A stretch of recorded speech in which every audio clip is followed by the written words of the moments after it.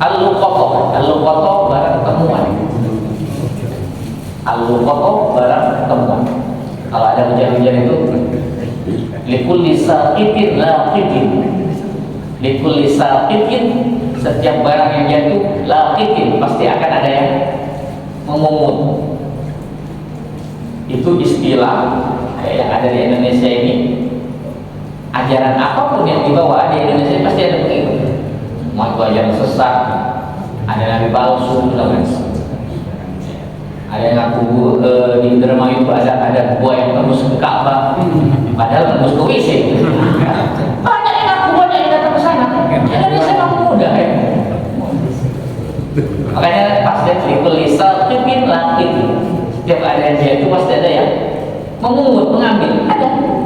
Apalagi ada ini uang di belakang, tak rame. Nggak ada uang aja rame. Ya. Belum kita bukan nanti ada gua tembus ke Sidratul Muntaha. Percaya juga ada. Ya. Al-laqtu ya, apa dari bahasa dia al-laqtu, mengambil sesuatu dari tanah dan mengangkatnya. Nah, itu bahasanya al-laqtu. Mengambil sesuatu. Ini nggak mesti dari tanah ya. Kita lagi masuk ke masjid, ada barang misalkan di atas dispenser, kita masuk foto juga harus di tanah. Cuma kan dulu sering banyak barang temuan itu ya terjatuh di tanah. Intinya barang temuan di mana saja itu secara bahasa. Kalau dimatikan bukan al-laqtu tapi al-luqata, ya. Mengambil sesuatu yang terjatuh. Adapun al-luqata mengambil sesuatu yang terjatuh. Kalau al-luqata seorang laki-laki yang banyak mengambil memungut sesuatu, itu al-luqata. Beda. Kalau al-luqata barangnya, kalau al-luqata orang yang banyak mengambil memungut sesuatu dari tanah. Sama luqatati at-tafiha, memiliki barang temuan yang tidak berharga, tidak mahal. An Anas radhiyallahu anhu qala, hadis yang pertama tentang luqata barang temuan dari Anas bin Malik radhiyallahu qala, dia berkata, "Marra Nabi sallallahu alaihi wasallam bi tamratin bi thariq." Suatu hari Rasulullah lewat di jalan, ada tamar kurma di thariq di jalan. Faqala, lalu dia berkata, "Laula anni akhafu an takuna minas shadaqati la akaltuha."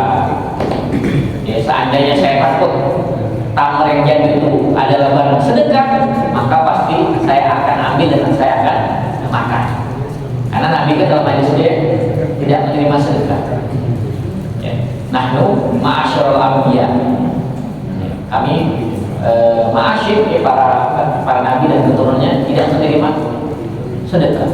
La nurisu, tidak juga mewariskan. Wa ma tarakna shadaqah, apa yang semua kami tinggalkan itu adalah sedekah.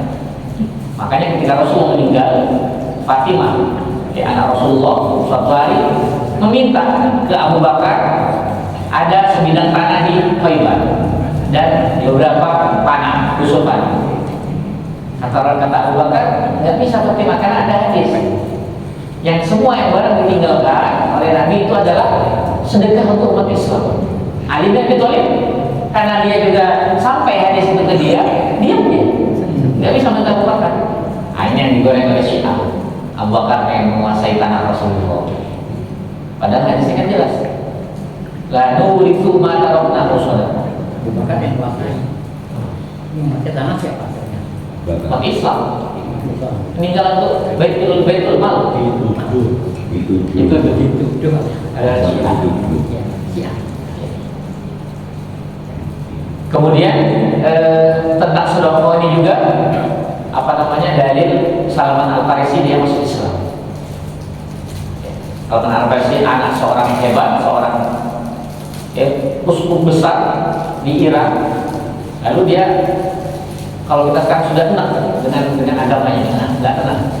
Akhirnya dia masuk lagi, semua dimasukin semua dia. Tapi nggak cocok semua. Akhirnya sama pendetanya, ada di Jazirah Arab untuk muncul seorang nabi.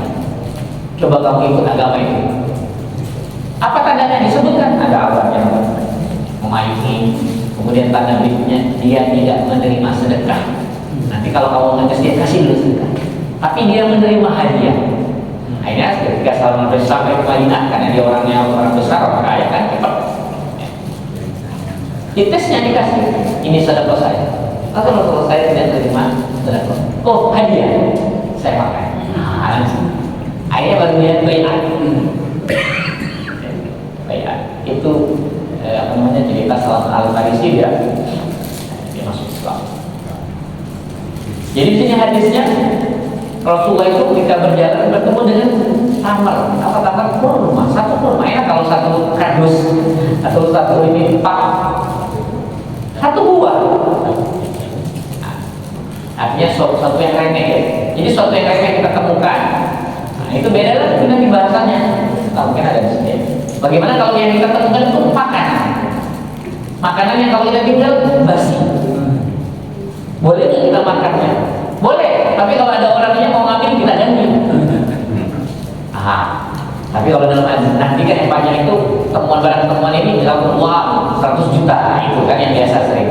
Kalau makanan beda lagi. Ini kalau ditinggalkan basi rusak. Makanan tiba-tiba nggak nyampe sejam 2 jam, baru kita kenyang. Orang yang datang. Kata tadi Pak Takdir kamu yang makan ada makanan di sana, itu punya saya. Nah itu masih ada bekas buahnya. Masih ada bekas dengan ibunya masih kamu. Ganti kita ada berapa harga. Kalau dia tak ganti, kalau nggak ya sudah. Nggak apa-apa. Biasanya kan dia. Kata Rasulullah, andaikan saya takut, kalau kurma itu bukan sedekah pasti saya makan. Jelas kalau di sini dalam hadis ini haramnya sedekah kepada Nabi Muhammad SAW. Ini sudah berita yang masyhur, mutawatir.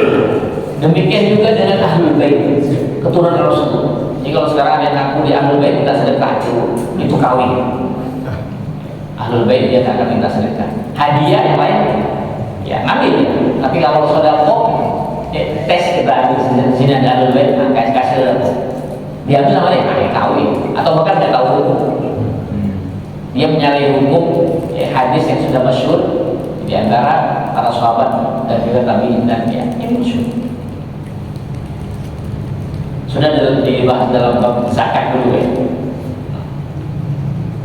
Apa dalalatul hadis yang bisa diambil dari sini, bahwasanya Rasulullah SAW melarang dirinya untuk mengambil tamar kurma. Takut khawatir kalau itu adalah barang ternyata sedekah orang yang jatuh.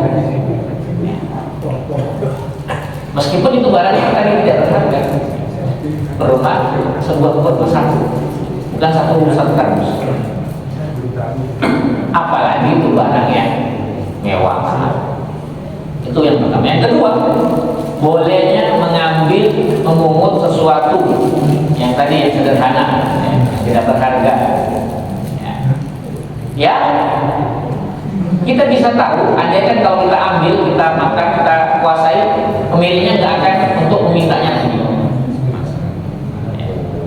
Boleh kita, karena dia kata Rasulullah